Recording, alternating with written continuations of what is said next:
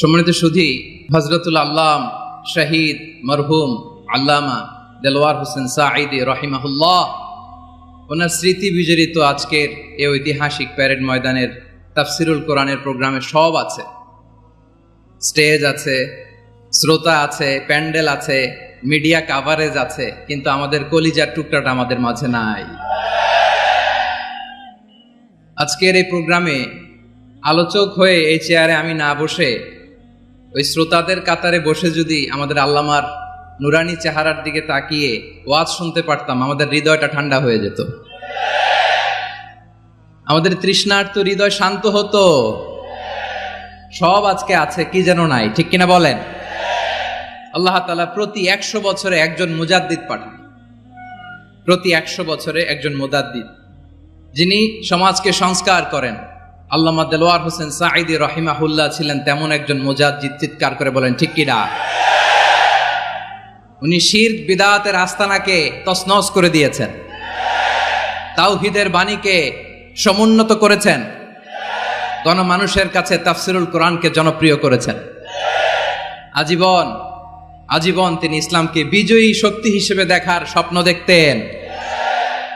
এত প্রাঞ্জল ভাষা, এত চমৎকার আধুনিক প্রেজেন্টেশন, গণমানুষের কাছে কোরআনের তাফসিরকে এভাবে জনপ্রিয় করে তোলার মতো ব্যক্তিত্ব আল্লামা সাঈদী ছাড়া দ্বিতীয় কেউ এই বাংলার ভূখণ্ডে নাই।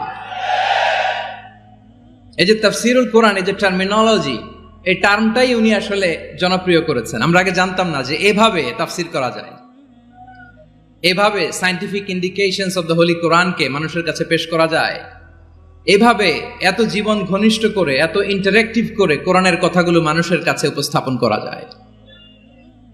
উনি অন্যায়ের বিরুদ্ধে সবসময় সোচ্চার ছিলেন, প্রতিবাদী কণ্ঠস্বর ছিলেন। ওনার আলোচনা শুনলে দেহের রক্ত টকবক করে ফুটতে থাকতো। আল্লাহু আকবার, আল্লাহু আকবার, আল্লাহু আকবার। He was a strong mouthpiece of Islamic revivalism. Islamic জাগরণের স্ট্রং মাউথপিস ছিলেন আল্লামা সাঈদী রাহিমাহুল্লাহ। অনেক দোয়া পেয়েছেন, আমরা পড়েছি, এমন জীবন তুমি করিবে গঠন, মরণে হাসিবে তুমি, কাঁদিবে ভুবন। গোটা বিশ্বকে তিনি কাঁদিয়েছেন। আল্লামা যখন ইন্তেকাল করলেন, আমি তখন মালয়েশিয়া থেকে যুক্তরাষ্ট্রে একটা কনফারেন্সে যোগ দিতে যাচ্ছি, কাতার এয়ারলাইন্সে। মালয়েশিয়া থেকে দোহাতে নামলাম। দোহায় যখন আমার ট্রানজিট, তখন শুনতে পেলাম যে আল্লামা বিদায় নিয়েছেন। সোশ্যাল মিডিয়ায় শুনে বিশ্বাস করতে পারলাম না। মুহূর্তের মধ্যেই মাসুদ সাঈদী ভাইকে মেসেজ করলাম, উনি কোনো উত্তর দিতে পারলেন না। মাসুদ ভাইয়ের সাথে যখন কোলাকুলি করি, আমাদের শামীম ভাইয়ের সাথে যখন কোলাকুলি করি, মনে হচ্ছে আল্লামা সাঈদীর ঘ্রাণ পাই। শরীরটা লিটারালি কাঁপছিল, নিজেকে মানাতে পারছিলাম না, বিশ্বাস করতে পারছিলাম যে আসলে আল্লামা বিদায় নিয়েছেন। ইন দ্য মিন টাইম আমার সেকেন্ড ফ্লাইট, দোহা টু নিউ ইয়র্ক, 12 ঘন্টার ফ্লাইটে উঠলাম। ইন্টারনেট থেকে বিচ্ছিন্ন হলাম। নামার পরে শুনলাম আল্লাহু আকবার, যেখানে ওনাকে কবরস্থ করার কথা ছিল সেখানেও কবর দিতে দেয়া হয় নাই।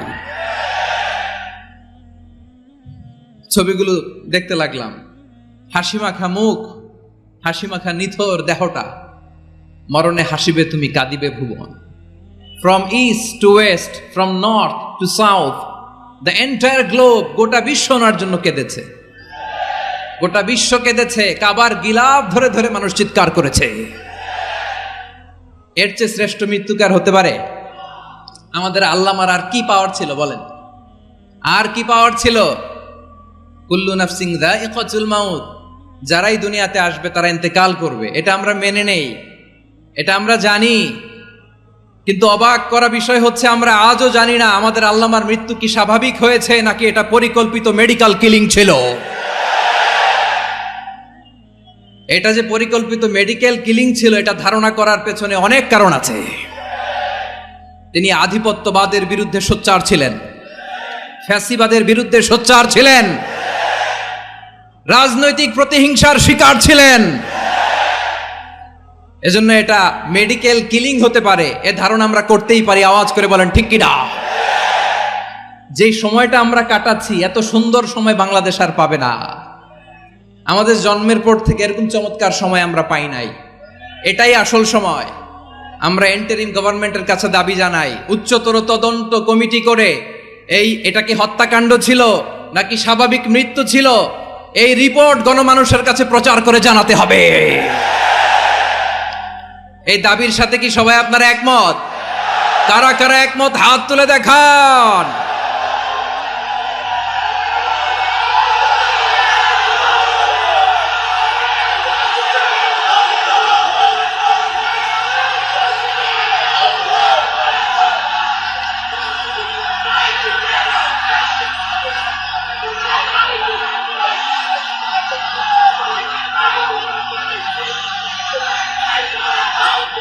আমার প্রিয় ভাইয়েরা, প্রিয় চট্টলাবাসী, আল্লাহ তাআলা তার এই মুখলেস গোলামকে তার জান্নাতুল ফেরদাউসের মেহমান হিসেবে কবুল করুক, তার জীবনের সকল খেদমাগুলোকে কবুল করুক, জান্নাতুল ফেরদাউসের আলা মাকামে তাকে মেহমান হিসেবে কবুল করুক।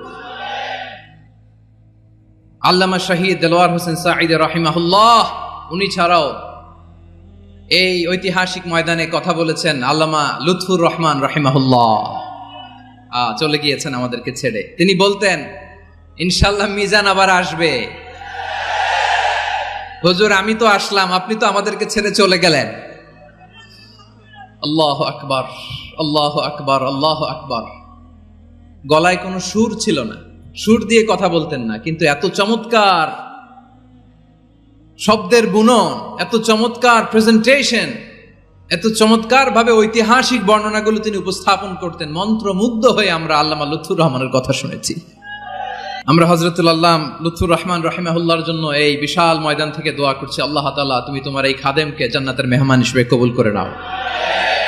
আরো অনেক আল্লামারা এখানে কথা বলেছেন, বিশেষ করে বাইতুল শরফের মরহুম পীর সাহেব হুজুর থেকে শুরু করে আরো যারা যারা তারকাতুল্য ওলামায়ে কেরাম এই চট্টগ্রামের ময়দানে কথা বলেছেন, আলো ছড়িয়েছেন। আমরা এই লক্ষ লক্ষ তাওহীদি জনতাকে নিয়ে তাদের জন্য দোয়া করছি, আল্লাহ তাআলা ওনাদের জীবনের সকল ভুল ত্রুটি ক্ষমা করে দিয়ে তাদেরকে জান্নাতুল ফেরদাউসের মেহমান বানিয়ে নিক।